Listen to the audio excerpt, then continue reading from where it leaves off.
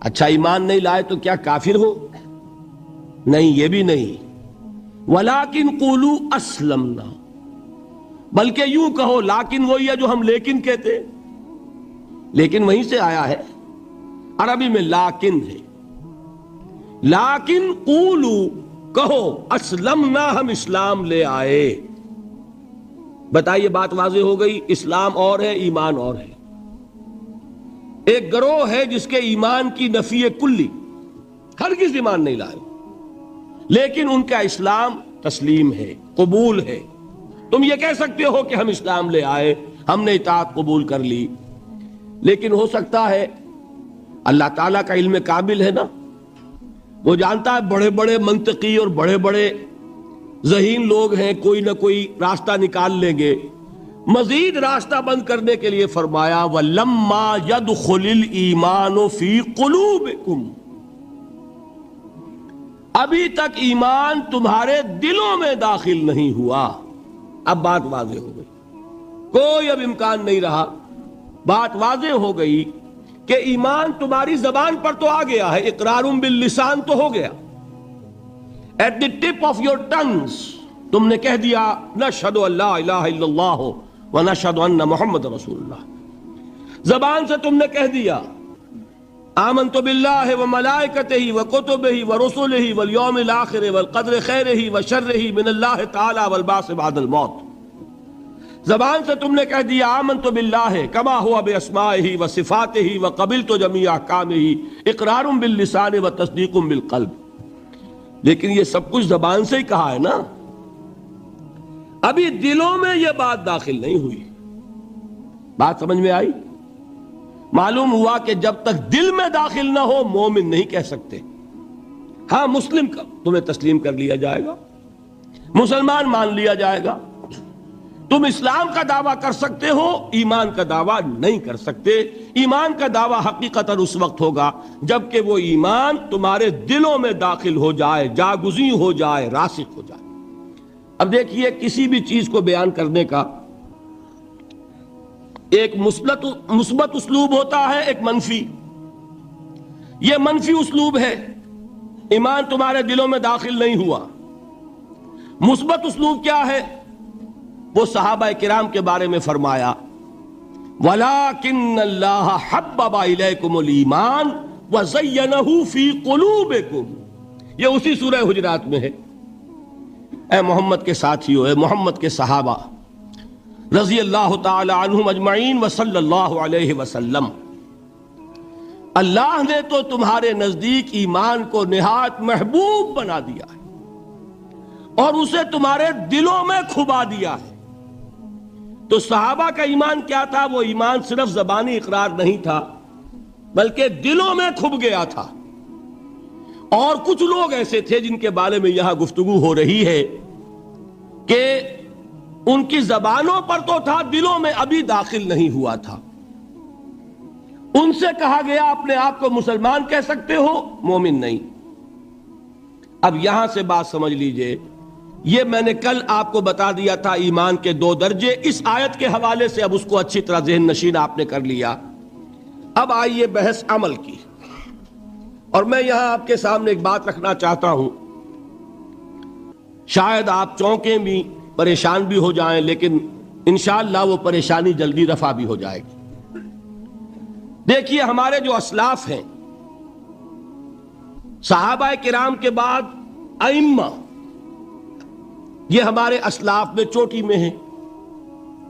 ان اسلاف میں، ان ائمہ میں 2 بنیادی قسمیں ہیں، ایک محدثین اور ایک فقہاء. محدثین ان کا کام کیا تھا؟ قرآن تو اللہ نے خود جمع کر دیا تھا، میں پہلے دن بیان کر چکا ہوں حضور کے سیرہ مبارک میں. حضور نے صحابہ کو اسی ترتیب سے قرآن پڑھا دیا اور سینکڑوں صحابہ نے یاد کر لیا. پھر جو کمی اگر رہ گئی تھی کتابی شکل میں حضرت ابوبکر لے آئے.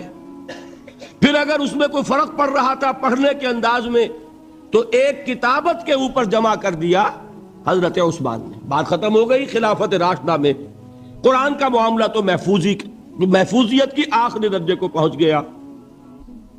اب اصل مرحلہ کیا تھا؟ حضور کے اقوال مبارک کو جمع کرنا، ان کو بھی تو سمیٹنا ہے نا۔ صحابہ ہیں، منتشر ہو گئے ہیں، کوئی صحابی کوفے چلے گئے، کوئی صحابی دمشق چلے گئے، کوئی کہیں چلے گئے، کوئی کہیں چلے گئے۔ میزبان رسول جو ہے وہ دفن ہے قسطنطنیہ کی فصیل کے باہر، حضرت ابو ایوب انصاری رضی اللہ تعالی عنہ۔ اب ان سب کے پاس، کسی کے پاس اتنی احادیث، کسی کے پاس اتنی احادیث، ان کو جمع کرنے کا کام، پھر چھان پھٹک کرنے کا کام، پھر مرتب کرنے کا کام یہ کس نے کیا؟ محدثین کرام نے۔ بہت بڑے محسن ہیں اس امت کے محدثین کرام، پوری پوری زندگیاں کھپائیں۔ ایسا بھی ہوا ہے، ایک صحابی مدینے سے چلتے ہیں، ایک محدث مدینے سے چلتے ہیں، انہیں معلوم ہوتا ہے کہ ایک صحابی دمشق میں ہے، ایک حدیث وہ بیان کرتے ہیں، ذرا باریک بات ہے سمجھ لیجئے گا۔ ان کو وہ حدیث معلوم تھی، لیکن وہ حدیث 3 راویوں کے راستے سے آ رہی تھی۔ ان کے پاس جو حدیث تھی وہ 2 راویوں کے حوالے سے تھی۔ اب وہ جاتے ہیں اور وہ بیت المقدس کا اور وہ دمشق کا سفر کرتے ہیں صرف اس حدیث کو سننے کے لیے، سواری سے اترتے بھی نہیں۔ میں نے سنا ہے آپ حضور کی یہ حدیث بیان کرتے ہیں، جی ہاں، ذرا مجھے سنا دیجئے۔ سنا دیا، ویسے ہی اپنے اونٹ کی جو ہے گردن موڑ لی کہ واپس، بھائی اترو، ٹھہرو، قیام کرو۔ نہیں، میں صرف ایک حدیث رسول تم سے سننے کے لیے آیا تھا، میں اپنے اس سفر میں کوئی اور مقصد جمع نہیں کرنا چاہتا۔ یہ کام کیا محدثین نے۔ بہرحال میں اس وقت جمع و تدوین حدیث کے موضوع پر میری گفتگو نہیں ہے، لیکن چونکہ ہمارے اس جدید دور کے فتنوں میں ایک فتنہ ہے انکار حدیث کا۔ لوگ سمجھتے ہیں جیسے کہ ڈرائنگ رومز میں بیٹھے ہوئے آرام سے کتابیں پڑھتے ہیں، شاید ایسے ہی محدثین کا کام تھا۔ انہوں نے جس طرح زندگیاں لگائی ہیں اور جس طریقے سے حدیث کو جمع کرنے کے لیے مشقتیں جھیلی ہیں، اس کا آج ہم تصور نہیں کر سکتے۔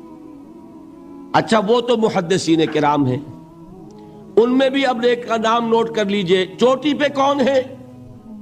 امام بخاری، امام مسلم، امام ترمذی، امام احمد ابن حنبل، امام ابن ماجہ، امام ابو داؤد، سب ہیں، لیکن چوٹی پر رئیس المحدثین کون ہے؟ امام بخاری۔ اچھا، اب تیسرا طبقہ ہے ہمارے ہاں، دوسرا، وہ ہے فقہا۔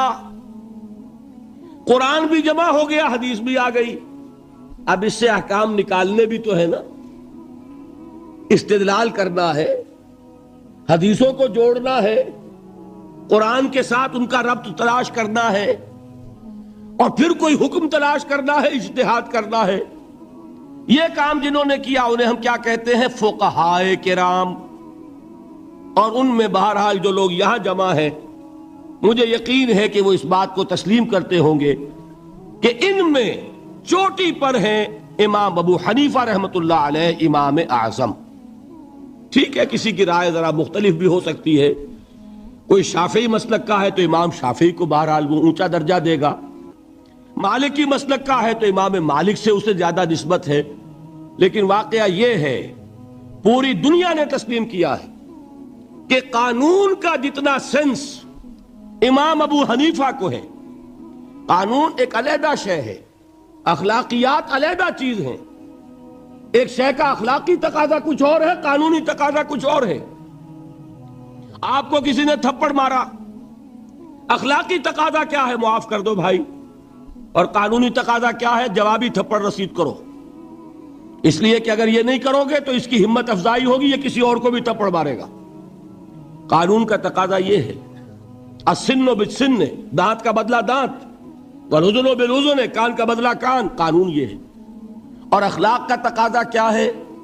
وَإِن تَعْفُوا وَتَصْفَحُوا وَتَغْفِرُوا، اگر تم بخش دو، معاف کر دیا کرو، لوگوں سے درگزر کیا کرو، فَإِنَّ اللَّهَ غَفُورٌ رَحِيمٌ، تو اللہ بھی تو غفور اور رحیم ہے۔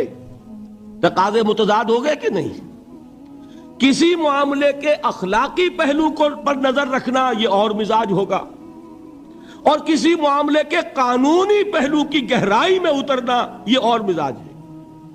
میں اپنا احساس عرض کر رہا ہوں، اور دنیا میں جو بات مانی گئی ہے کہ جس کا نام لیگل سینس ہے، قانون کا ایک فہم، اس میں دنیا کا کوئی شخص مقابلہ نہیں کر سکتا امام ابو حنیفہ کا۔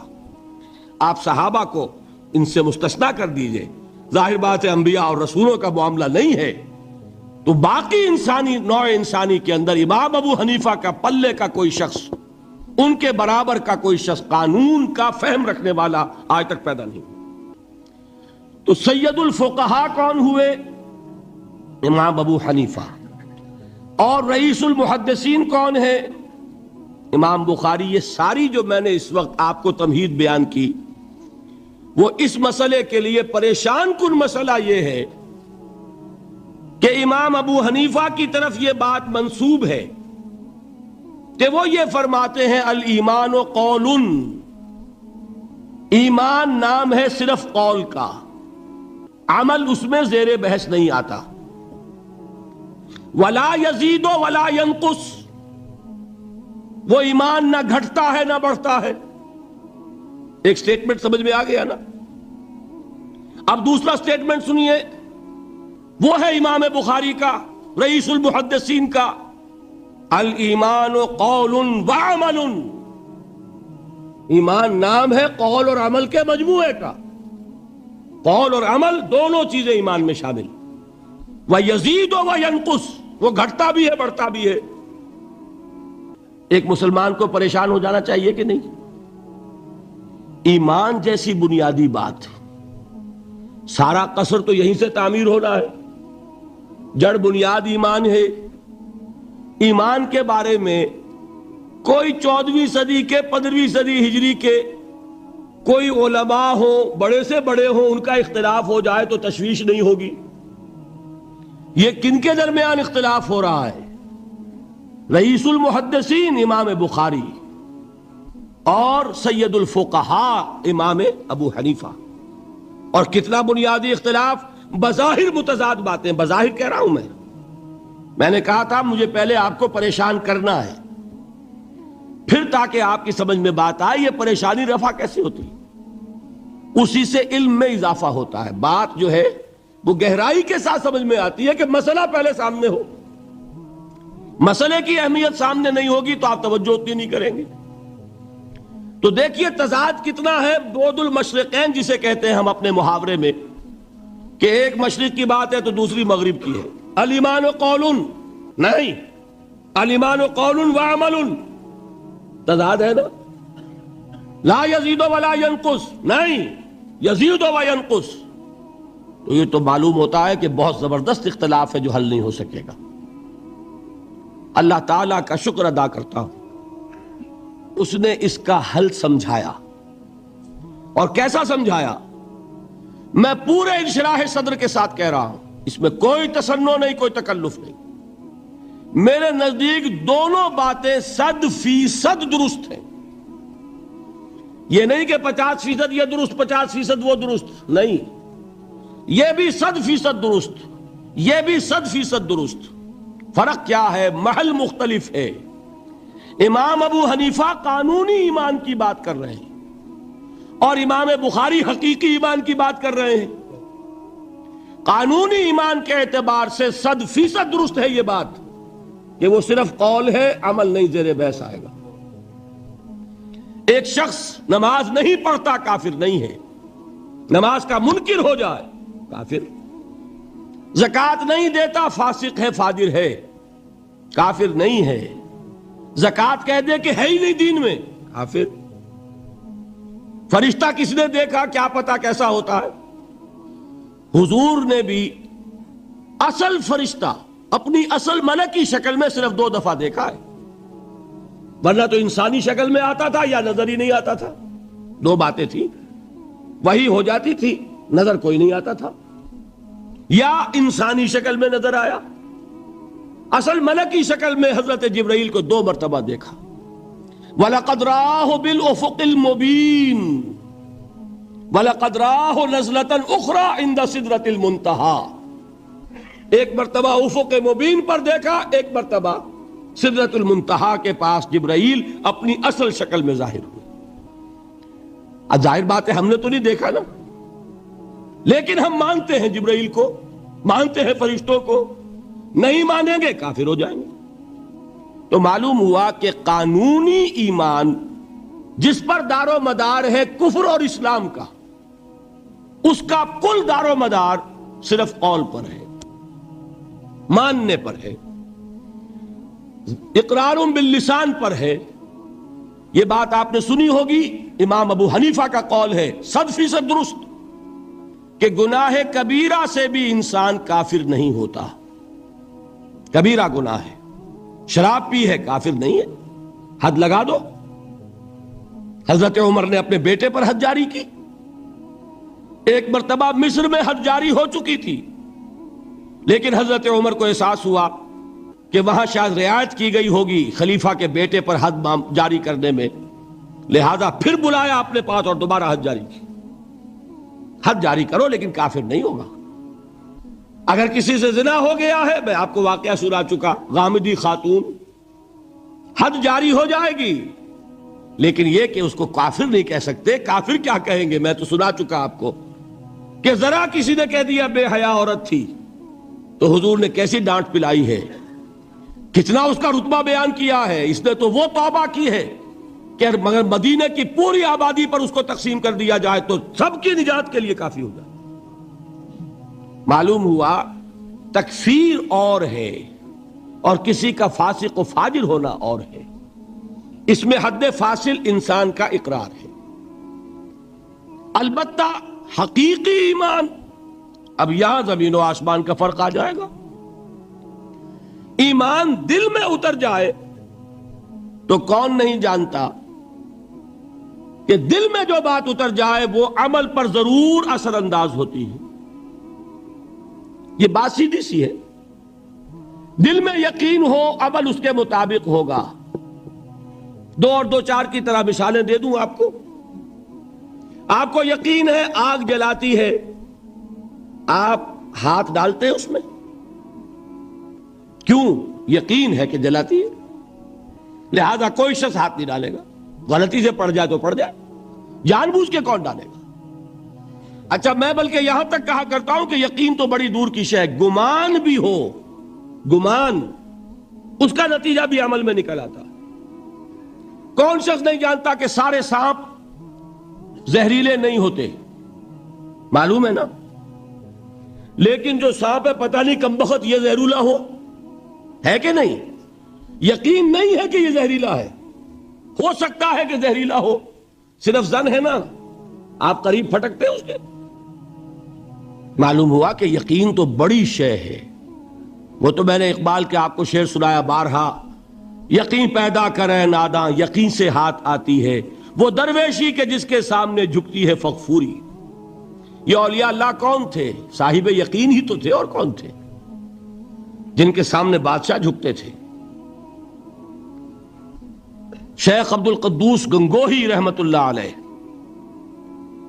کس زمانے میں تھے؟ یہ ابراہیم لودھی اور اکبر کا زمانہ، بابر کا زمانہ، جب جنگ ہوئی ان کے مابین۔ ابراہیم لودھی چل کر آیا ہے کہ بابر آ گیا ہے، میں جا رہا ہوں مقابلے کے لیے، پانی پت کی پہلی جنگ ہونے والی ہے، میرے لیے دعا کر دیجئے۔ فرماتے ہیں ذرا ہٹ جاؤ، ہماری دھوپ چھوڑ دو۔ دعا نہیں کی اور وہ شکست اس نے کھائی، مارا گیا۔ ان سے بھی پہلے کی بات ہے، نظام الدین اولیاء رحمت اللہ علیہ 7 بادشاہوں کا زمانہ دیکھا ہے۔ کسی بادشاہ سے ملنے کا تو خیر سوال ہی نہیں، اس کے پاس جانے کا سوال نہیں، کسی کو اجازت نہیں دی حاضر ہونے کی۔ ایک بادشاہ نے کہا کہ آپ کیسے روک سکتے ہیں، میں آ جاؤں گا۔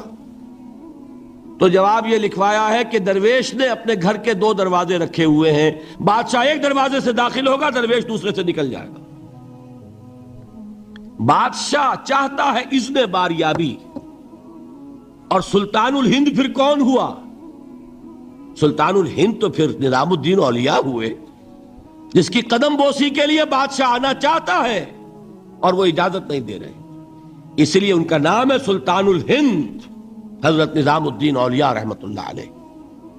تو یہ جان لیجئے ایک اور کا واقعہ ابو علی قلندر کا، نواب ٹونک نے جاگیر کے لیے ایک وثیقہ بھیج دیا، ہم نے آپ کی خانقاہ کے لیے اتنے گاؤں کی جاگیر لکھ دی۔ اسی کاغذ کے پشت پر ایک شعر لکھا، ما آبروئے فقر و قناعت نباختیم، با میر خان بگوئے کہ روزی مقدر است۔ جاؤ میر خان سے کہہ دو، نواب ٹونک سے، ہماری روزی اللہ کے ہاں مقدر ہے، لکھی ہوئی ہے، ہم تمہارے ہاتھ اپنے فقر اور درویشی کی عزت بیچنا نہیں چاہتے، لے جاؤ اپنا وثیقہ۔ کون تھے یہ؟ صاحب یقین۔ یقین پیدا کرے ناداں، یقین سے ہاتھ آتی ہے وہ درویشی کہ جس کے سامنے جھکتی ہے فغفوری۔ شہنشاہ ہند اس نے باریابی چاہے اجازت نہ ملے، وہ یقین کی بات ہے۔ آپ سوچئے یقین پیدا ہو جائے تو کیا ہوگا؟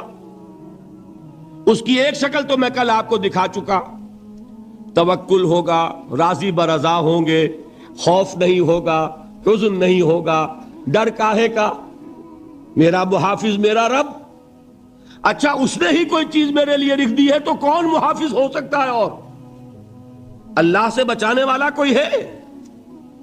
اور ہم اللہ کی طرف سے مقرر کردہ کسی چیز سے بھاگیں گے کیا؟ وہ تو ہمارا محبوب ہے، محبوب کی رضا اسی میں ہے، حاضر ہیں ہم۔ نہ شبد نصیب دشمن کے شبد ہلا کے تیغت، سری دوستاں سلامت کے تو خنجر آزمائی۔ بتائیے کوئی خوف ہوگا، کوئی حزن ہوگا؟ الا ان اولیاء اللہ لا خوف علیہم ولا هم یحزنون۔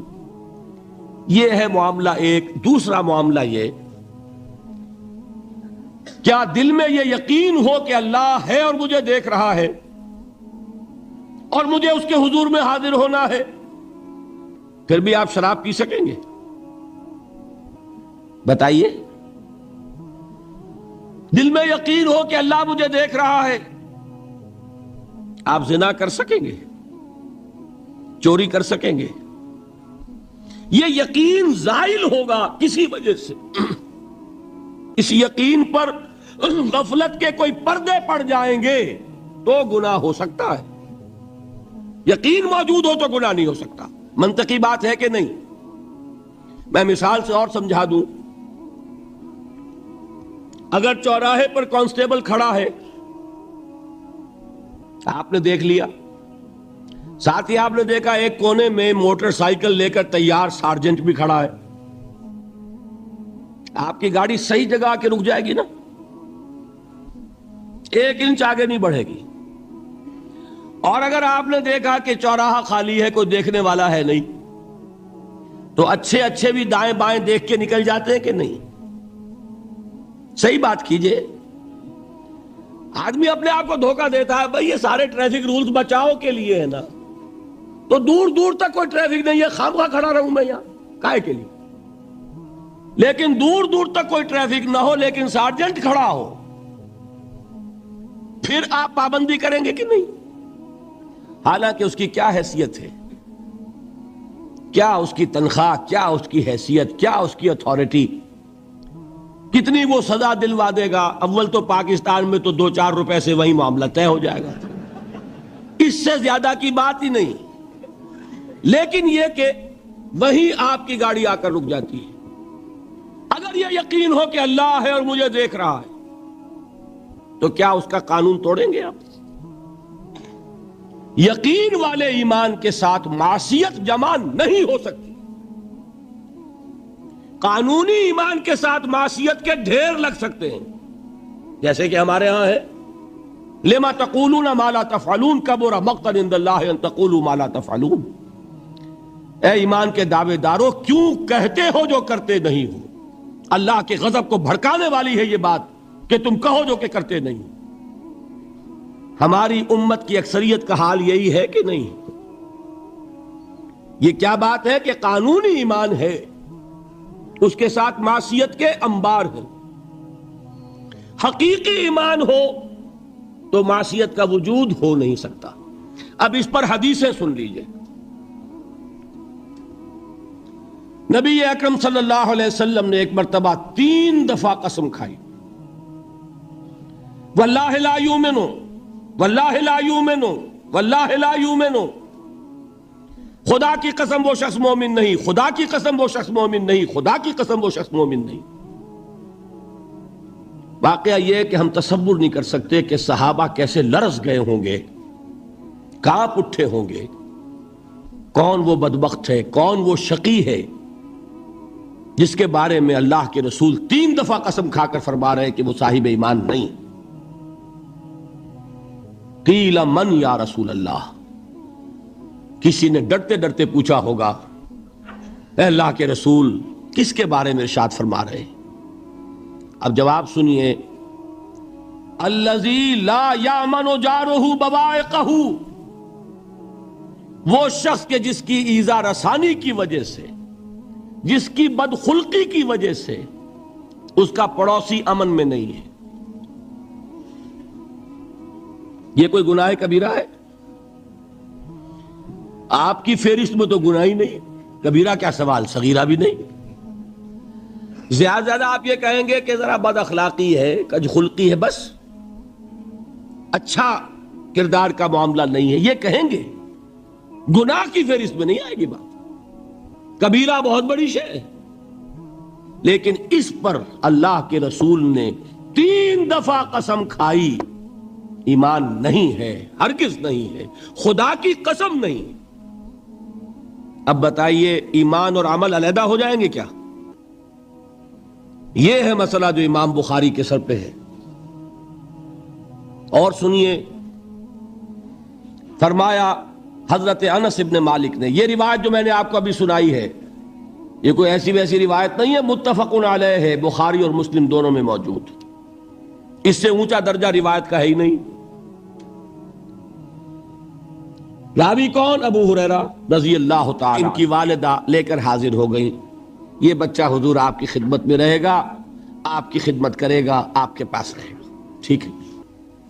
وہ حضور کے خادم خاص ہے، جیسے ذاتی کوئی ہوتا ہے معاملات میں مدد کرنے والا، خدمت کرنے والا، وہ ہے انس ابن مالک۔ چونکہ ان کا تعارف ہو گیا ہے رضی اللہ تعالیٰ عنہ، تو ایک بات پہلے اور سنا دوں،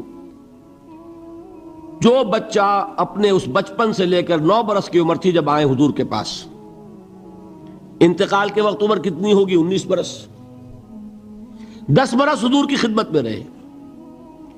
پہلے تو حضور کے اخلاق کی جو گواہی وہ دے رہا ہے وہ اس کی زبان سے سنیے کہ میں 10 برس حضور کی خدمت میں رہا، کسی بات پر ڈانٹنا تو کجا، حضور نے کبھی مجھ سے یہ بھی نہیں فرمایا کہ اے انس تم نے وہ کام کیوں نہیں کیا۔ یہ ہے ایک آقا کی حیثیت سے محمد الرسول اللہ صلی اللہ علیہ وسلم کا اخلاق۔ اگر نہیں کیا خود کر لیا، کوئی ڈانٹ ڈپٹ نہیں، حالانکہ بچے ہیں، بچوں کو ویسے بھی ڈانٹ ڈپٹ دیا جاتا ہے، لیکن نہیں۔ اب ان صحابی کی ایک گواہی سنیے، قلما خطبنا رسول اللہ صلی اللہ علیہ وسلم الا قال، فرماتے ہیں کہ شاذ ہی کبھی ایسا ہوا ہوگا کہ حضور نے کبھی خطبہ ارشاد فرمایا ہو اور اس میں یہ الفاظ نہ ہو۔ الفاظ سمجھ رہے؟ جب بھی خطبہ دیتے تھے آپ یہ الفاظ ضرور فرماتے تھے، شاذ کبھی رہ جائے تو رہ جائے، قلما خطبنا رسول اللہ صلی اللہ علیہ وسلم الا قال، کیا فرمایا؟ لا ایمان لمن لا امانت لہ ولا دین لمن لا عہد لہ، جس شخص میں امانت داری نہیں اس کا کوئی ایمان نہیں، جس میں ایفاء عہد نہیں اس کا کوئی دین نہیں۔ بنا پھرتا ہو وہ دیندار، بنا پھرتا ہو وہ صاحب ایمان اور امتی حضور کا، امانت داری نہیں تو ایمان نہیں، ایفاء عہد نہیں تو دین نہیں۔ کس کا فرمان ہے؟ کسی آج کے زمانے کے مفتی کی بات نہ سمجھ لیجئے گا کہ جس کو آسانی سے آپ چاہیں تو رد کر دیں، یہ محمد الرسول اللہ صلی اللہ علیہ وسلم فرمان۔ اور سنیے پھر ایک متفق علیہ روایت بخاری اور مسلم کی، راوی پھر کون ہے؟ ابو ہریرہ رضی اللہ تعالیٰ عنہ فرماتے حضور نے ارشاد فرمایا، لا یزنی الزانی حین یزنی وہو مومن، ولا يسرق السارق حين يسرق وهو مؤمن ولا يشرب الخمر حين يشرب وهو مؤمن. کوئی زانی حالت ایمان میں زنا نہیں کرتا. کیسے ممکن ہے؟ ایمان ہو اور زنا ہو جائے، پھر وہ ایمان دھیلے کا ہوا. کیا قدر و قیمت اس ایمان کی؟ وہ تو اٹھا کر پھینک دینے کی چیز ہے. ایمان اور اخلاق پہ اثر انداز نہ ہو، ایمان اور کردار کو نہ بدلے، ایمان اور عمل کو نہ بدلے تو کس مرض کی دوا؟ پھینکو اٹھا کر. نہیں ممکن کہ ایمان ہو اور زنا ہو، نہیں ممکن کہ ایمان ہو اور چوری ہو. لا یسرق السارق حین یسرق وهو مؤمن. کوئی چور حالت ایمان میں چوری نہیں کرتا، کوئی شرابی حالت ایمان میں شراب نہیں پیتا. ولا یشرب الخمر حین یشرب وهو مؤمن. کوئی شراب پینے والا وہ مومن نہیں ہوتا جب وہ شراب پی رہا ہوتا، اس وقت اس کے دل سے ایمان نکل جاتا ہے. اب دیکھیے یہاں کیا میں نے کل بتایا تھا نا، مغالطے کیا ہو گئے؟ مغالطے یہ ہو گئے کہ اس کو سمجھ لیا قانونی بات. یہ قانونی بات نہیں ہے، وہ قانونی ایمان کی بات نہیں ہو رہی، یہ حقیقی ایمان کی بات ہو رہی. قانونی ایمان کی بات ہو تو یہ کافر ہو گیا. پھر کافر نہیں ہے. قانونی ایمان کا دار و مدار قول پر ہے. یہ وہ حقیقی ایمان ہے، قلبی یقین والا ایمان. اس کے بارے میں فرمایا جا رہا ہے وہ دل سے نکل جاتا ہے تو گناہ ہو سکتا. ایک اور حدیث میں حضور نے اس کو اور واضح کر دیا. جب کوئی شخص گناہ کرتا ہے تو ایمان اس کے دل سے نکل کر اور اس کے سر پر منڈلاتا ہے جیسے پرندہ ہو.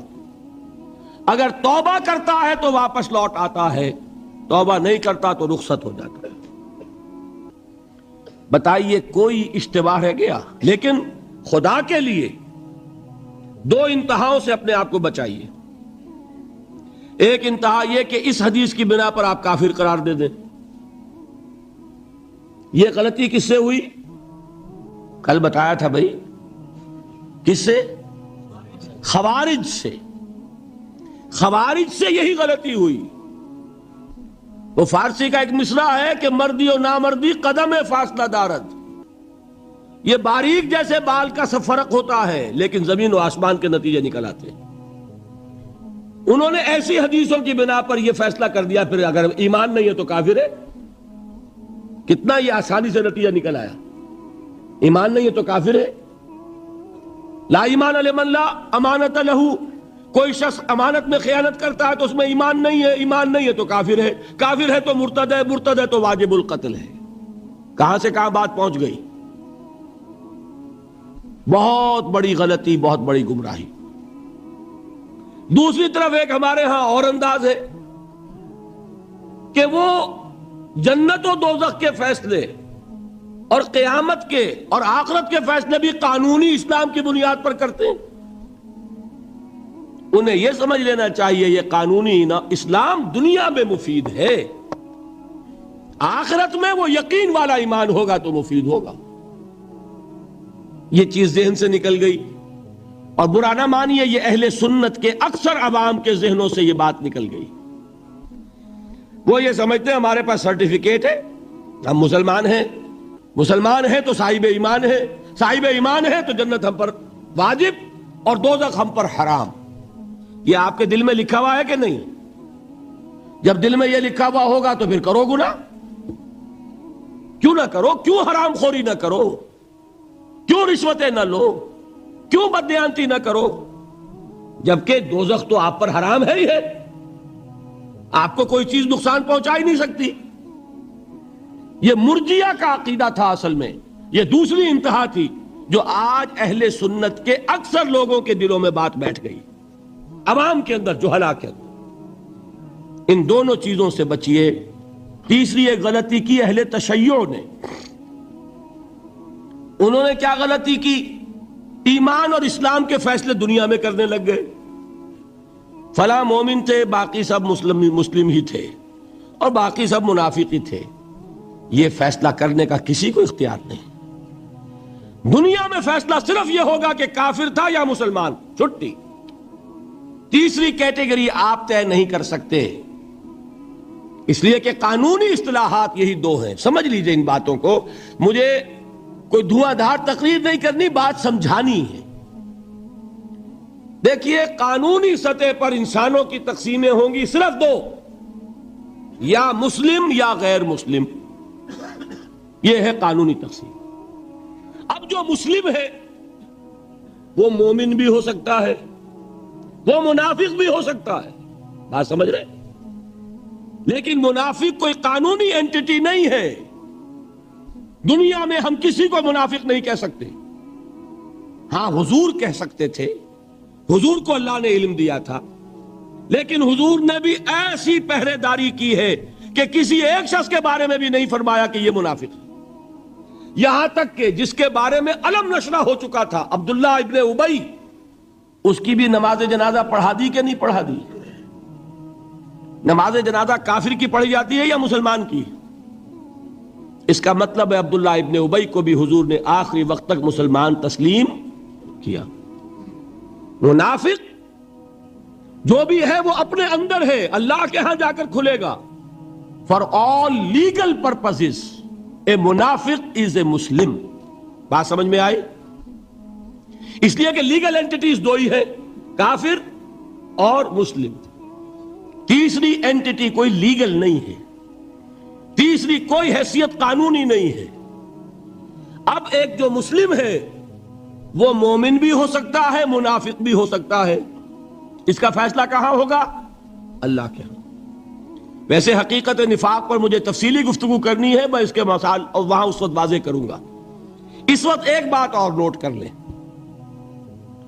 دیکھیے اب یہ جن لوگوں نے کچھ الجبرا پڑھا، جیومیٹری پڑھی تھوڑی سی بھی، ان کی سمجھ میں بات آئے گی. کچھ گراف بنایا کرتے تھے، زیرو درمیان میں اور رائٹ سائڈ پہ +1 +2 +3 +4 اور لیفٹ پر -1 -2 -3 -4. درمیان میں کیا ہے؟ زیرو. یہ تیسری شکل بھی ممکن ہے. +1 کیا ہے؟ ایمان کا پہلا درجہ. +2 کیا ہے؟ ایمان کا دوسرا درجہ.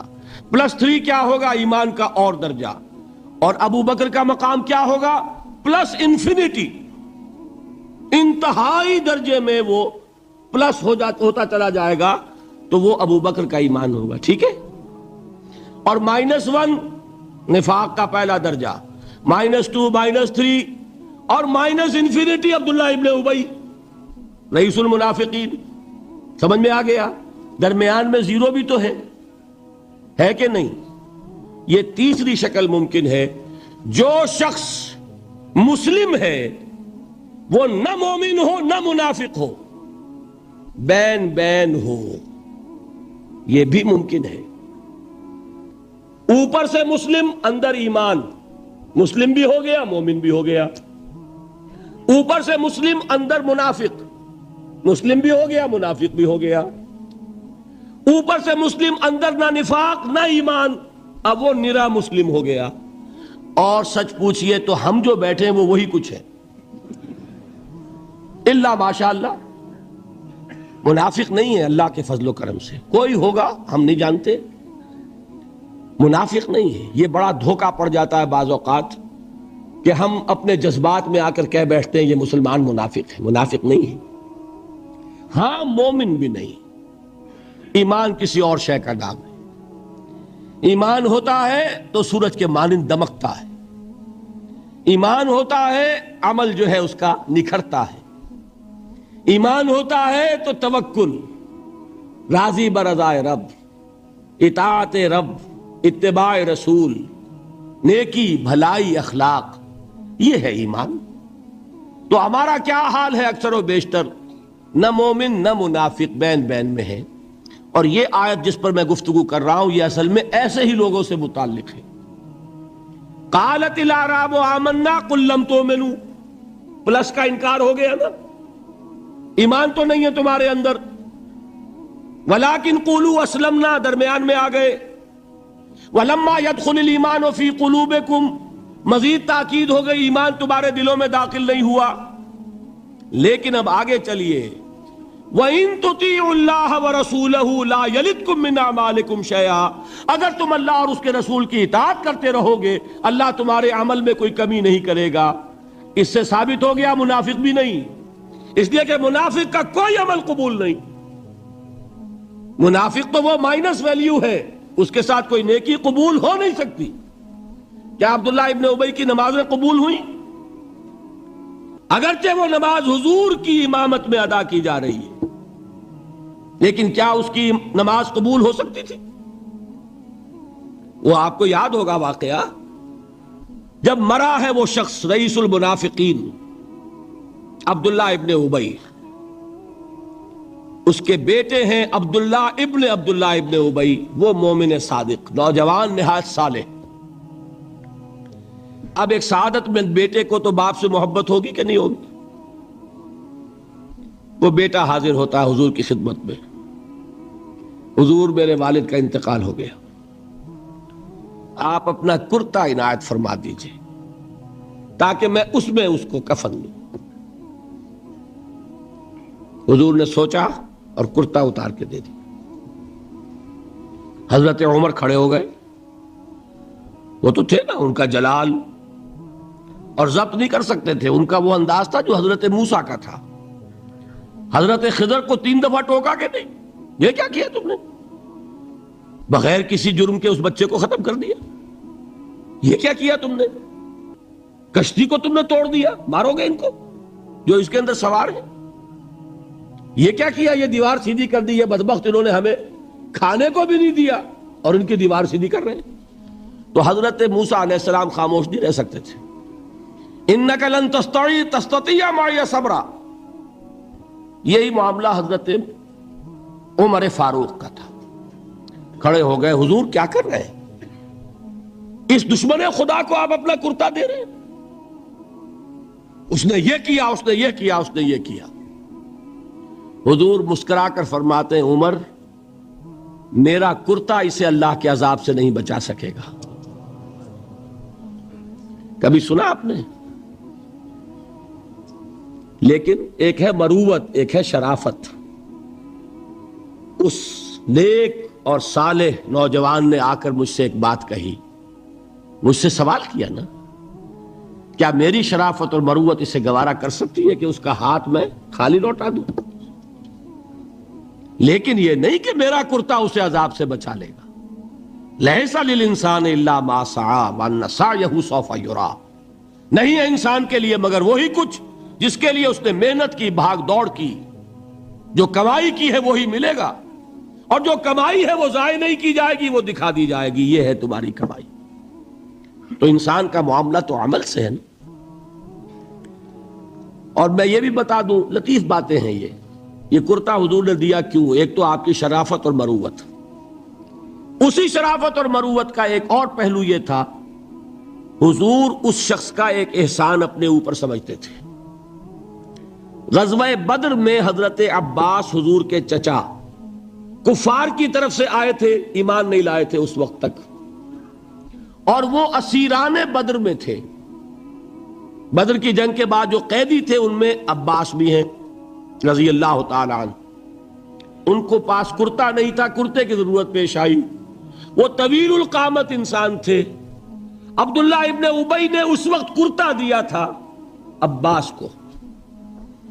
اس کو محمد الرسول اللہ اپنے اوپر ایک احسان سمجھتے تھے کہ میرے چچا کو اس شخص نے ایک وقت میں کرتا دیا تھا۔ آج در حقیقت محمد الرسول اللہ صلی اللہ علیہ وسلم نے اپنے اس احسان کا بدلہ چکایا۔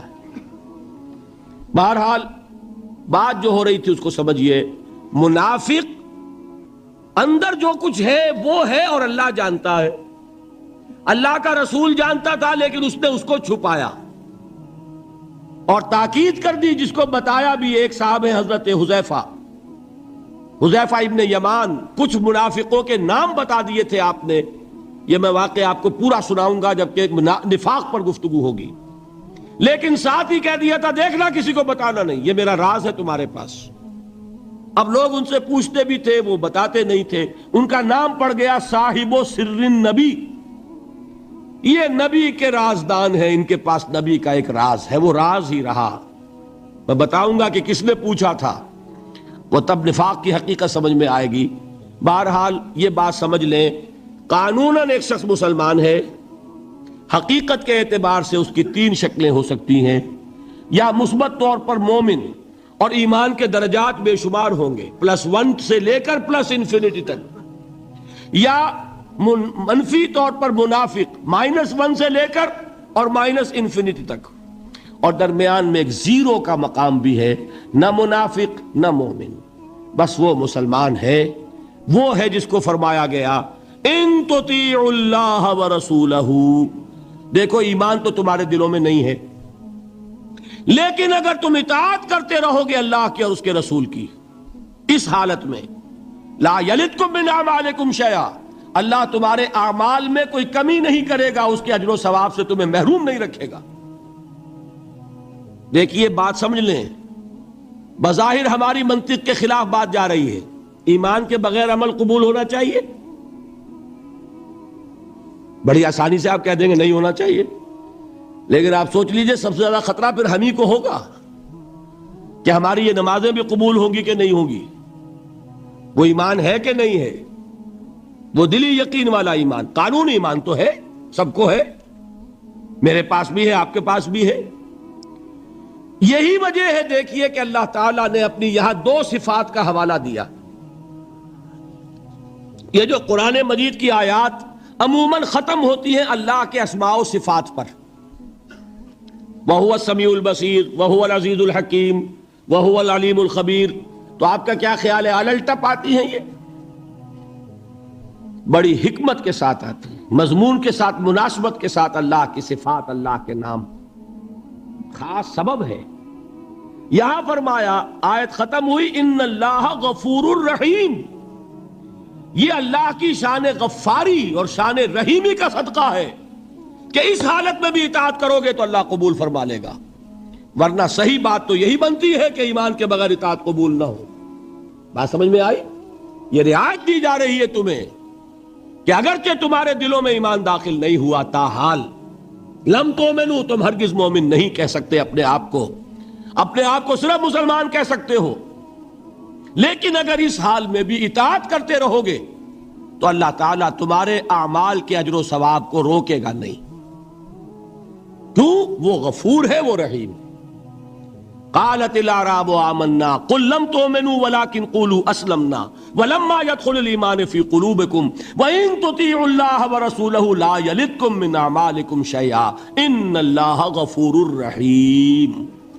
منطقی بات یہ بنتی جب تک مثبت طور پر ایمان دل میں نہ ہو کوئی عمل قبول نہ ہو، لیکن اللہ غفور ہے، اللہ رحیم ہے، اس کی شان غفاری کا صدقہ ہے، اس کی شان رحیمی کے طفیل یہ رعایت کی جا رہی ہے۔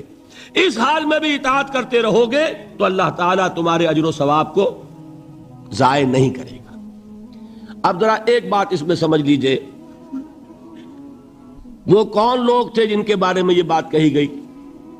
نمبر 1، اور ہم اپنے اوپر غور کریں کہ ہم کس کیٹیگری میں ہیں، اور یہ کتنی بڑی نوید جافزہ ہے ہمارے لیے اللہ کا یہ وعدہ کہ اگر ایمان نہ ہو تب بھی اطاعت کرو گے تو قبول کر لیں گے، لیکن اس کے لیے ایک نوٹ آف کوشن بھی ہے، ایک تنبیہ بھی ہے۔ یہ 4 باتیں سمجھ لیں تب اس آیت کا درس مکمل ہوگا۔ نمبر 1، یہ کون لوگ تھے؟ دیکھیے اچھی طرح سمجھیے اس بات کو۔ مکے میں اسلام کمزور تھا، کفر غالب تھا، ٹھیک؟ جو کلمہ شہادت پڑھتا تھا اسے مار پڑنی شروع ہو جاتی تھی، ٹھیک ہے؟ لہذا وہی شخص زبان پر کلمہ لاتا تھا جس کے دل میں یقین کامل پیدا ہو چکا ہوتا تھا، مار کھانے کو تو وہی تیار ہوگا نا۔ آگ پر لٹایا جا رہا ہے، گلیوں میں گھسیٹا جا رہا ہے، تپتی ہوئی اور نوکیلی چٹانوں والی سنگلاخ گلیوں میں، تو کون جرات کرے گا اشہد ان لا الہ الا اللہ واشہد ان محمد رسول اللہ کہنے کی، سوائے اس کے جس کے دل میں یقین کامل درجے کا پیدا ہو چکا ہو، جسے جہنم دکھائی دے رہی ہو۔ آپ شاید حیران ہوں یہ کیا بات کہہ دی، ایک صحابی کا واقعہ ہے یہ۔ صبح کے وقت حضور کا معمول تھا یہ کہ صبح جب فجر کے بعد فوراً نہیں منتشر ہو جاتے تھے، گفتگو ہوتی تھی. کسی نے خواب دیکھا ہوتا تھا تو خواب بیان کرتا تھا، حضور تعبیر بیان فرماتے تھے. حضور نے ایک صحابی سے ایسے سوال کر لیا، کیف اصبحت، کیسے صبح کی، کس حال میں صبح ہوئی آج؟ اب انہوں نے جو جواب دیا وہ بڑا غیر معمولی تھا. اصبحت مومنا حقا یا رسول اللہ، اے اللہ کے رسول سچے مومن کی صبح مجھے نصیب ہوئی. غیر معمولی جواب تھا نا، بڑا دعویٰ تھا اس میں. اصبحت مومنا حقا. حضور نے پوچھا لکل شیء صفۃ فما صفۃ ایمانک، ہر شے کی کوئی کیفیت ہوتی ہے، صفات سے چیزیں پہچانی جاتی ہیں. تو تم جو کہہ رہے ہو کہ تم نے سچے مومن کی صبح کی ہے، تو تمہارے اس ایمان کی کیا کیفیت ہے، کیا صفت ہے، ذرا بیان کرو. اس کا جواب انہوں نے دیا، کانی انظر الی الجنہ کانی انظر الی النار. اے اللہ کے رسول میری کیفیت یہ ہے کہ جیسے میں جہنم کو اپنی آنکھوں سے دیکھ رہا ہوں اور جیسے کہ جنت میری نگاہوں کے سامنے موجود ہے. وہ یقین کی کیفیت اللہ نے مجھے عطا فرمائی. تو یہ بھی ہو سکتا ہے. اور حضور نے فرمایا، حدیث جبرائیل میں ہے، حضرت جبرائیل نے 3 سوال کیے تھے، اخبرنی عن الاسلام، اخبرنی عن الایمان، اخبرنی عن الاحسان. احسان کی کیا تعریف کی آپ نے؟ ان تعبد اللہ کانک تراہ فإن لم تکن تراہ فإنہ یراک. احسان جو دین کا سب سے اونچا درجہ ہے وہ کیا ہے کہ تم اللہ کی بندگی اس طرح کرو جیسے کہ اسے دیکھ رہے. اللہ تعالیٰ یقین کی یہ کیفیت ہمیں عطا فرمائے. بہرحال میں بیان یہ کر رہا تھا کہ وہ لوگ جو ایمان لائے مکے میں، وہ تھے کہ جو یقین کامل پیدا ہوا تو انہوں نے کلمہ شہادت ادا کیا. گویا ایمان پہلے اسلام بعد میں، ٹھیک، لیکن مدینے میں آ کر حالت بدل گئی. اب مار نہیں پڑتی، کبھی کبھی جنگ آ جاتی ہے، کہتے ہیں نکلو اللہ کی راہ میں، ویسے تو مارنی پڑتی نا. لہذا اب صورت بدلنی شروع ہوئی. ایسے لوگ بھی تھے مدنی دور میں بھی جو یقین کامل کے بعد ہی ایمان لاتے تھے اور اسلام لاتے تھے. لیکن ایسے لوگ بھی اب شروع ہو گئے کہ بھئی پورے قبیلے نے فیصلہ کر لیا ہے ایمان لانے کا، چلو تم بھی جاؤ. اب پورا قبیلہ لا رہا ایمان، تو کٹنا تو نہیں سوچتے. چلو بھائی، چل کے حضور کے ہاتھ پر بیعت کی، اسلام لے آئے. لیکن کوئی دھوکہ دینے کا ارادہ بھی نہیں ہے، سمجھے نا. دل میں یہ نہیں ہے کہ اسلام کی کوئی جڑ کاٹنی ہے، اس طرح کوئی سازش ہے، کوئی دھوکہ ہے، کوئی فریب ہے، یہ نہیں. لیکن مثبت طور پر وہ یقین والی بات بھی ابھی پیدا نہیں ہوئی.